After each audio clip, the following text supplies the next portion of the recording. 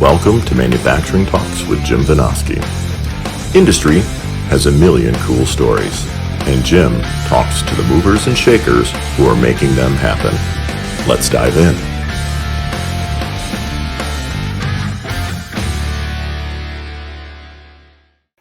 Hey guys, Jim Vinoski with Manufacturing Talks here. Today I'm going to do a solo show and keep it kind of short, and I'm going to focus on something I covered in my Substack article this week, and that is the big push by our major media outlets to try to convince people that, oh boy, all this stuff that Trump is doing to bring manufacturing back, that can't happen. It's just not going to happen. It's hilarious. You see this all the time with the mainstream media, where all of a sudden they all have the same freaking story, the same headlines, the same details in the stories, all in concert, in a single week or 2 weeks time. This time around, manufacturing jobs aren't coming back, or some variation of that for the headline. And we got it in Vox, we got it in CNN, The Hill, NPR, on the CNBC, even my main outlet, Forbes, went ahead and covered it. Everyone has that story in some version or the other. And every one of them gets basic facts wrong. It's kind of what happens is they get these marching orders, and rather than these journalists doing their homework, they just trot out the same stories without ever looking at, Jesus, is the stuff in here true? And I'm just going to go over a few of the points that were covered in several of these stories and talk about them. Number one is, a lot of them said that there's like this ironclad law. I actually covered this in my just previous Substack to this past week's, about how there's this ironclad law that countries that get wealthy automatically become service economies. Well, no, they don't. First of all, it's absolutely untrue that that's what happened in the United States. In fact, we're still number 2 manufacturer in the world. I think we should be number 1, except for some own goals that I'll talk about here in a minute. But I mean, we're still a massive manufacturing power. We're just not as big as we ought to be.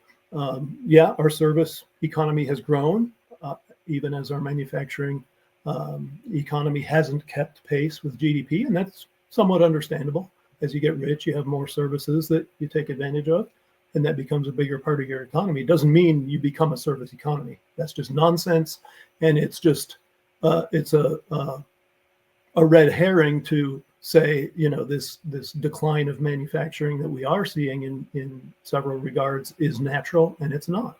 It's just not at all the case, and we need to put that to bed right now. Second one is, manufacturing output, because of that, automatically steadily falls the wealthier a country becomes. That also did not happen in the United States. In fact, what happened here is our manufacturing output continued to grow, even as we offshored entire industries. The aggregate manufacturing continued to grow right up until the 2008 Great Recession. That finally took the wind out of the sails enough to make it decline somewhat, and it really hasn't done all that well since then. But for decades there, we were offshoring and yet still growing our overall manufacturing base. Another one is similar story for employment. Well, manufacturing employment automatically falls because productivity improves and blah, blah, blah. Some of that's true. Productivity certainly has improved as automation has taken hold ever since the 1960s. That is absolutely the case. But the fact of true overall manufacturing employment in the United States is that it continued to grow steadily right up until COVID. So even beyond the Great Recession, when COVID hit, that also took the wind out of the sails, and it's kind of stagnated since then. Doesn't have to stay that way. There's no law that says it does.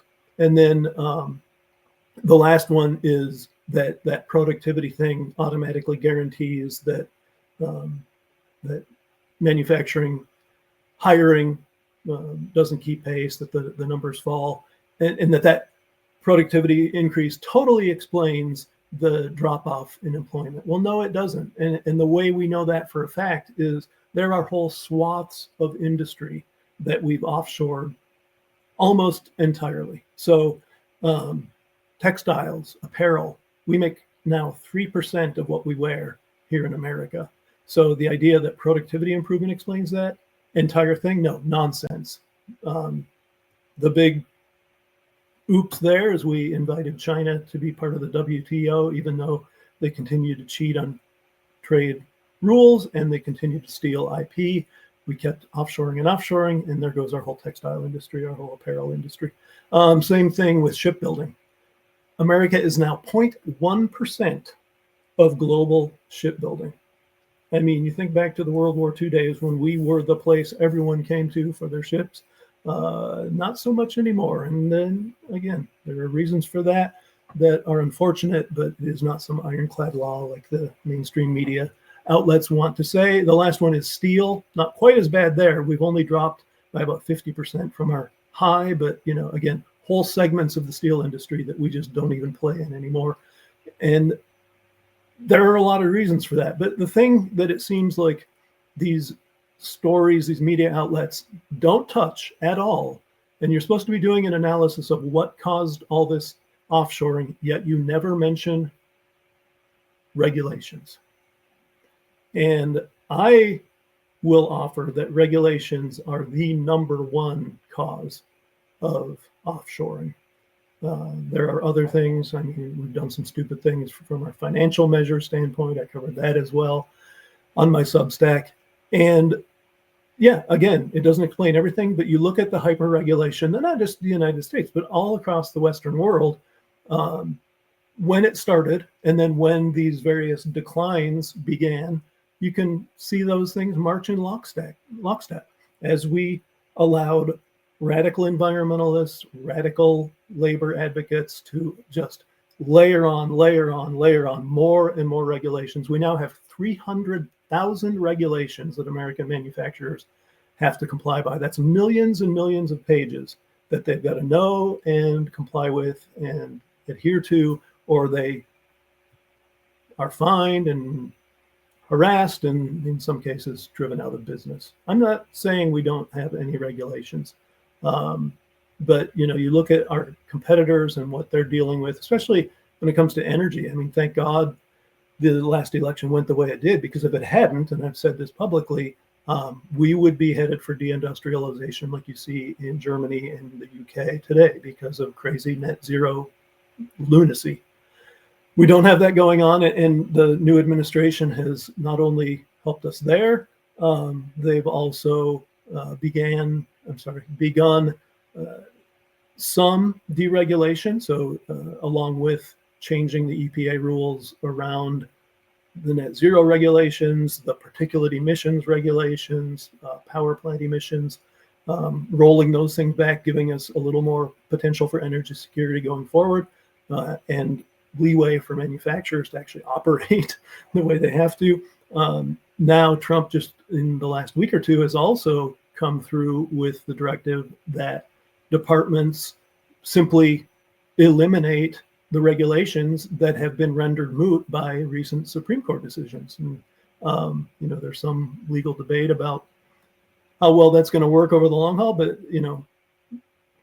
thank goodness he's doing something. We really need Congress to act, and we really need to be looking at regulations under a microscope and deciding, which ones of these are too onerous, which ones are repetitive, which ones are complete nonsense, and just getting rid of the deadwood and allowing our stellar U.S. manufacturers to be competitive the way they haven't been for a long time because of this insanity. Allow them to be competitive on the global market. Never bet against the American worker, especially the American manufacturing worker, but let's give them the leeway to operate the way they need to compete on the global market, and we will have manufacturing jobs coming back. And here's the other thing.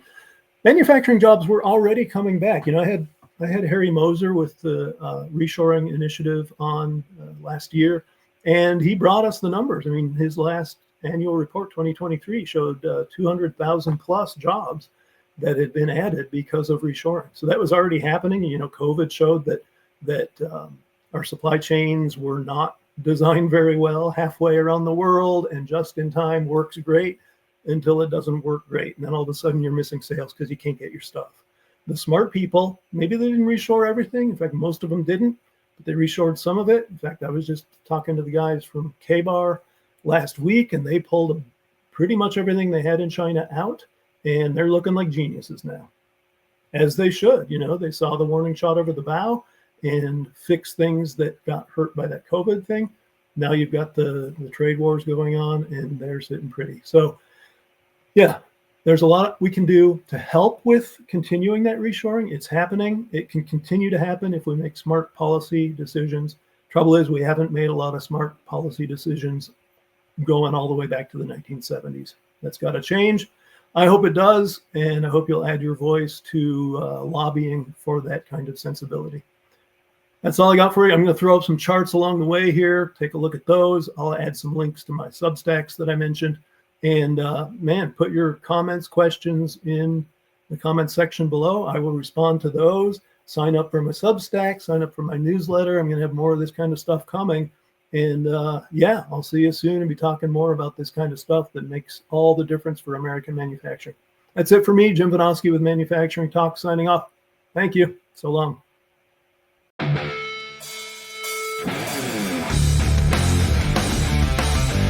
Thanks for tuning in to Manufacturing Talks with Jim Vinoski. Watch for new episodes dropping every Tuesday. And don't forget to like, share, comment, and subscribe.